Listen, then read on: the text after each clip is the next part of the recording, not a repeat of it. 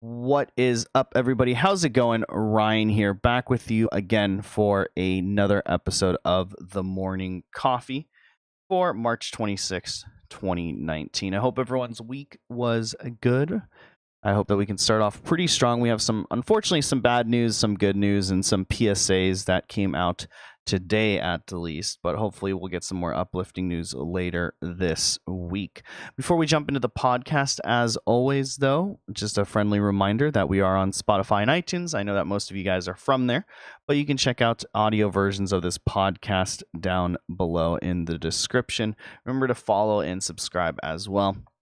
Also, if you ever want to catch us live or get some visual cues while watching this episode, we are also on Twitch. That is twitch.tv/Ryan Kubo. We record this podcast every Tuesday and Thursday as well. So get all that information down below in your episode description, wherever you may be watching or listening to this. Anyway, let's just jump right into it, shall we? So, first article of the day, Blizzard says Overwatch toxicity is down 40%. I don't really know what this exactly means, right? But not so long ago, Overwatch was a poster child for toxicity, right? It was pretty much known.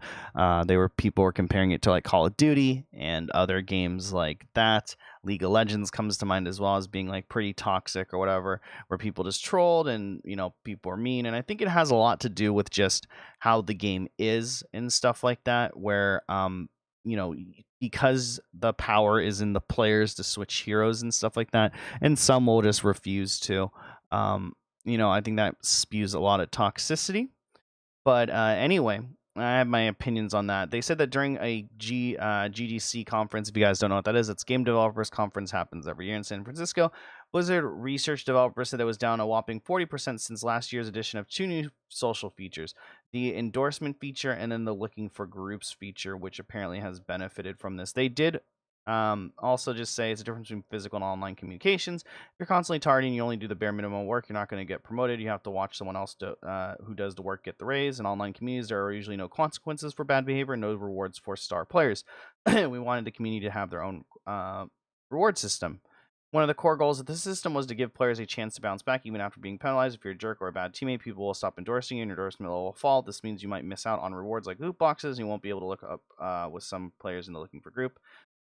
So overall, if you guys don't know, there is an endorsement system that's been added to Overwatch. I personally don't care for it, but it doesn't matter either way. But it's pretty cool how it works. After a game, you're able to endorse somebody for being a for having good teamwork, for being a shout caller, or in general just being a good teammate. There is some incentive to vote every single time after a game, though, I will say, no matter what. That being that you get a handful of XP. I believe. Also, you can endorse people that are already on your friends list or that you're grouped together with. You can also endorse other players on the other team with the GG.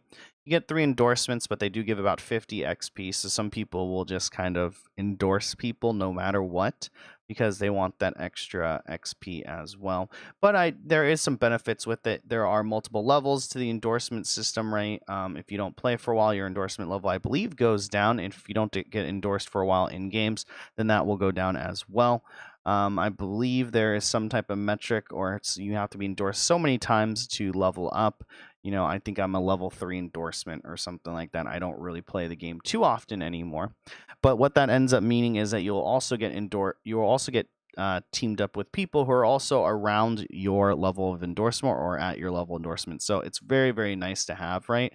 So a lot of the toxic players won't get endorsed, and when you don't get endorsed, you actually start losing ranking on your character and stuff like that, right? So then you'll be matched with people with lower endorsement. So there is that. Also, there is a looking for group feature within Overwatch. If you wanted to play competitive, you can say, hey, I want to play competitive. I need this type of player to play with. I want them to have an endorsement level of XYZ. I believe you cannot have it higher than your own endorsement level as well. So that's kind of what the article was noting when it came to just endorsement level and possibly missing out, I guess you could say, on playing with other players. The last feature that they've been talking about, and I think that this is a feature that would be really, really good to have within Overwatch, was just a declaring role system.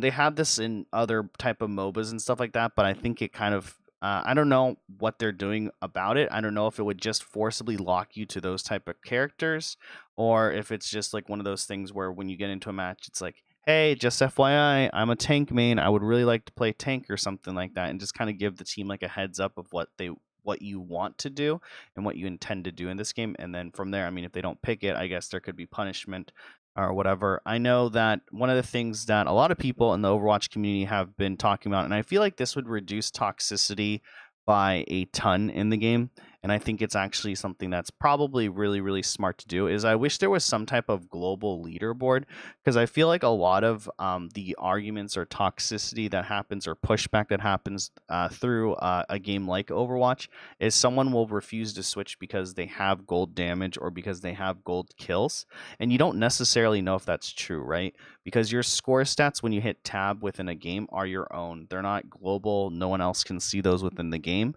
But if for some reason they are, the whole team can see your stats or whatever, you could kind of call out the outliers. Hey, man, you've died 8 times.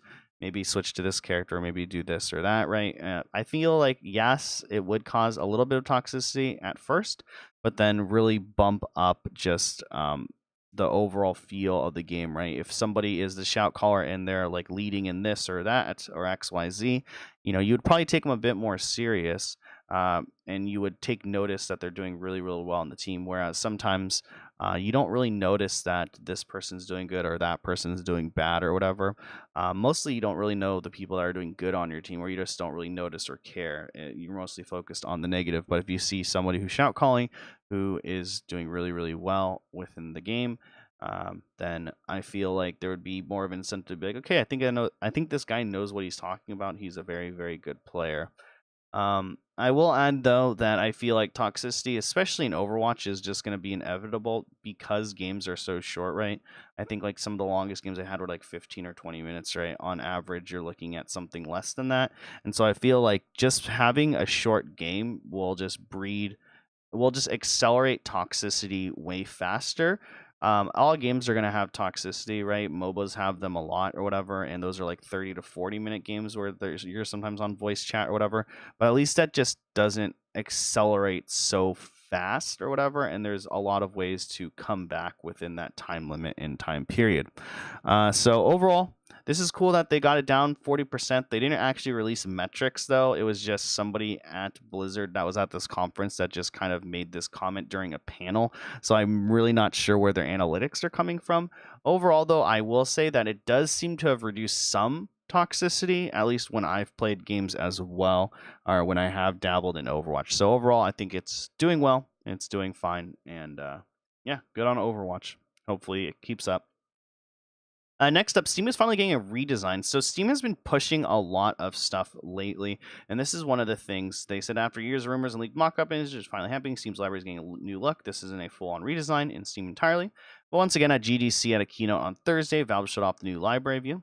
They said some key elements are the friends list is now integrated into the right-hand column, which is very nice. I always hated that stupid pop-up thing and stupid extra pop-up window that showed up.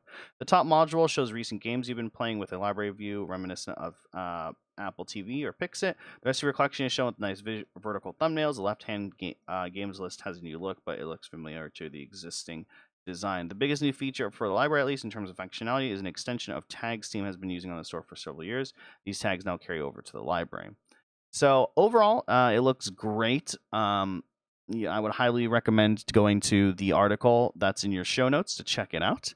And I really like it, actually. I've been using skins like Steam UI skins for, oh my gosh, I don't know how long at this point, maybe 5 to 6 years.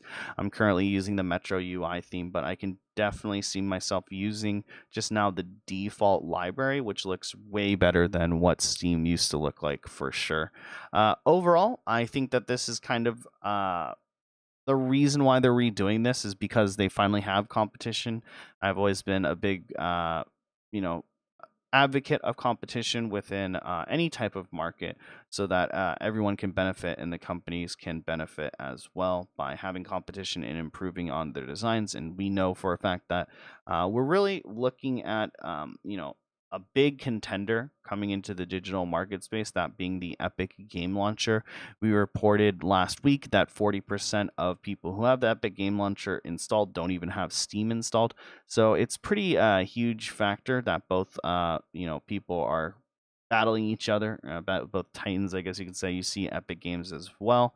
They were essentially like, yeah, we'll give you more money, developers, and then Steam was like, okay, we'll revamp and restructure our development rates as well. So you see that happening. You see, Epic giving out free games. Steam obviously hasn't done that, but it's a way for people to go and install it onto their Epic Game Launcher and get that viewer base and install base to play. And I'll be honest with you guys. I've definitely been a sucker. I guess a sucker is a good way to put it. A sucker for that type of model, and definitely have had installed Epic Games Launcher because of Fortnite, but also because free games. Right, I gotten some actually really solid games from it, and they haven't been just like vaporware and stuff. So hopefully, Steam keeps improving their UI and stuff. I really like this. I'll definitely try it out. And maybe I'll finally use default Steam, which is pretty weird to think about.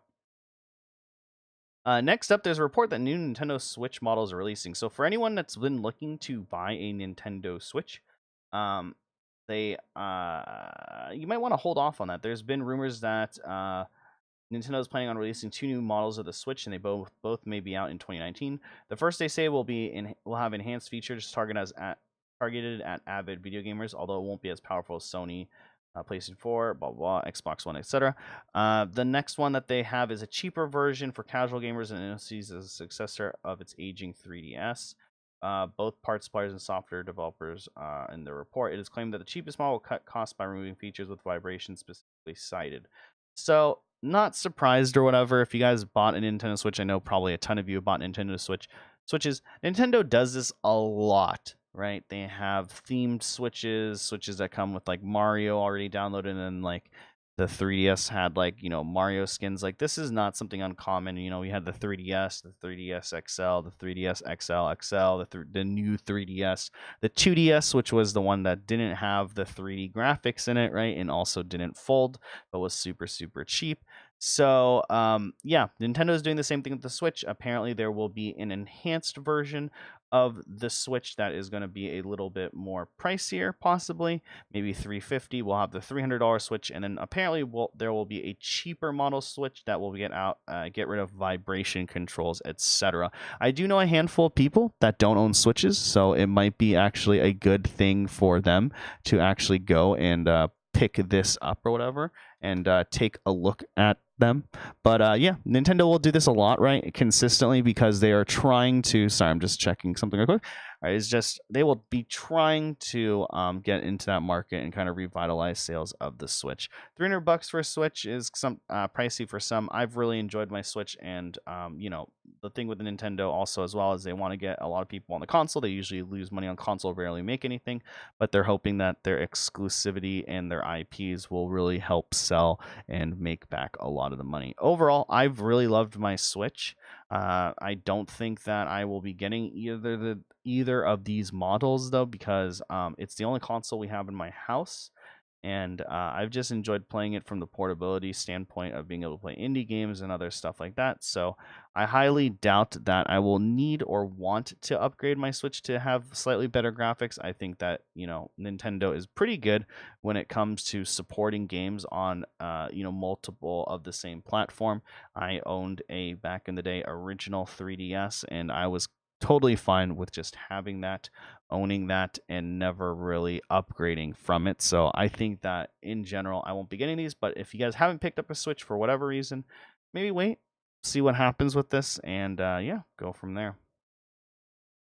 Second to last article, it's the Fortnite World Cup is kind of coming upon us. The qualifiers start on April 13th and will continue for 10 weeks.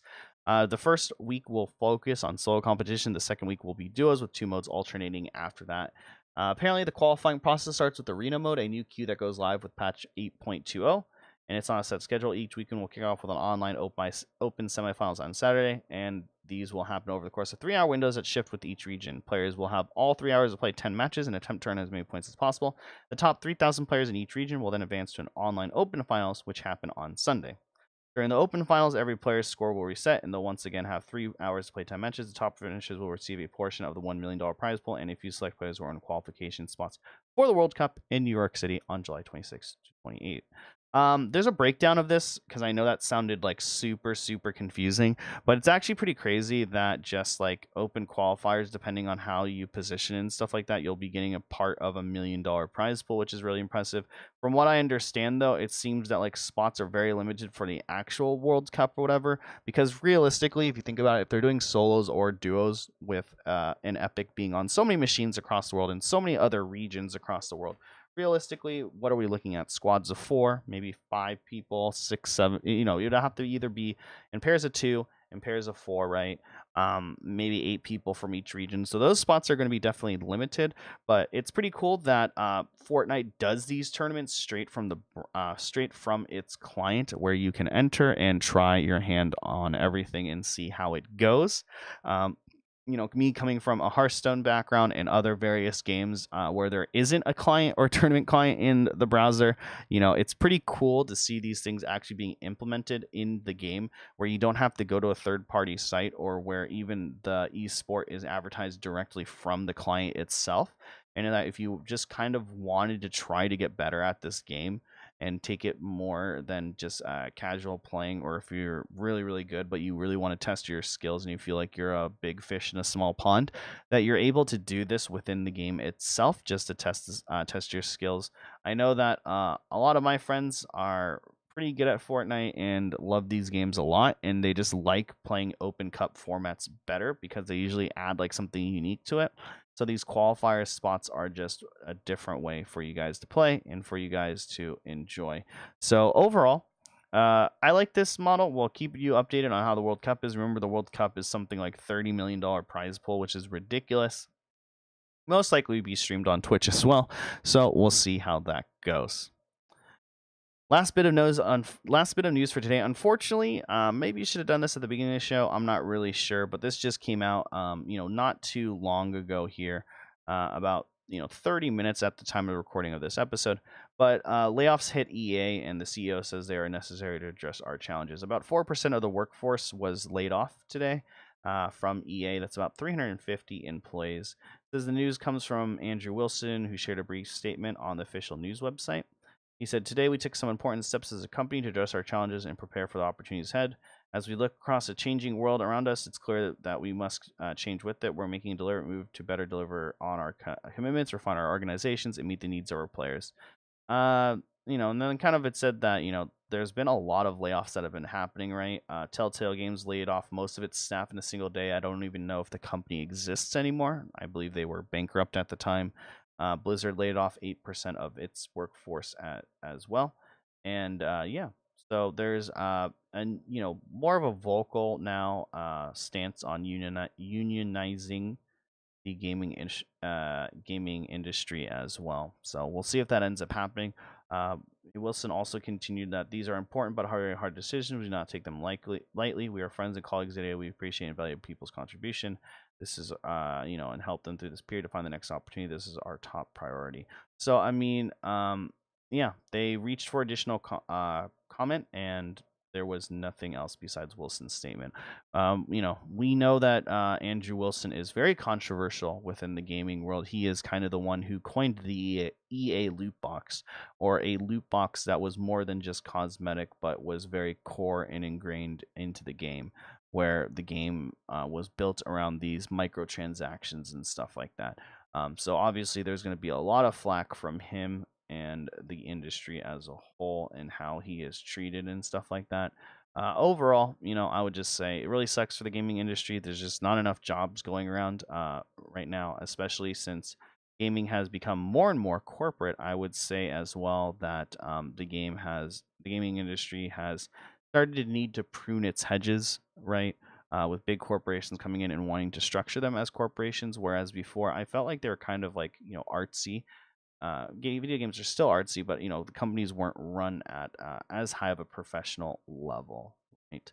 And I feel like there will always be pushback and argumentativeness against how corporate video gaming industry should be. But I feel like with things like this, where layoffs or hedges are being pruned, it would definitely be nice to see some type of safety net for a lot of people who lose their jobs unexpectedly. So hopefully, the 350 people that were affected, hopefully they can bounce back and continue to work in the industry they love. But unfortunately, we have to end on some bad news, but that is it for this episode of The Morning Coffee. I hope that you guys have a great rest of your day. Thank you guys so much for watching and listening to episode number 32, I believe. Yes, 32. Before we go, though, as always, like I said at the top of the episode, you can check us out on Spotify and iTunes. I still believe that's where most of you guys are listening to us and stuff, but if you haven't for some reason, go check us out on there. It's a great podcast to listen to on your commute to work, etc. You can follow me on Twitter or Instagram if you ever want to know more about me or get more of an insight of my life at Ryan Kubo. That's RyanKubo. You can also follow us on YouTube if you ever want to check out the VODs or edited versions of the podcast. That's youtube.com/Shigeos Twitch TV. That's SHIGEOS Twitch TV. And then lastly, like I said at the top of the episode, once again, we do record this podcast live every Tuesday and Thursday at 9:30 a.m. PST. And as well as other various podcasts, as well as gaming here as well. So if you ever want to come in and interact with the chat or watch us live, you can always follow us at twitch.tv/Ryan Kubo. Thank you guys so much for hanging out this morning. I hope you had your coffee. I hope that you got some good news in you. And we will see you guys in a couple days on Thursday. Take care.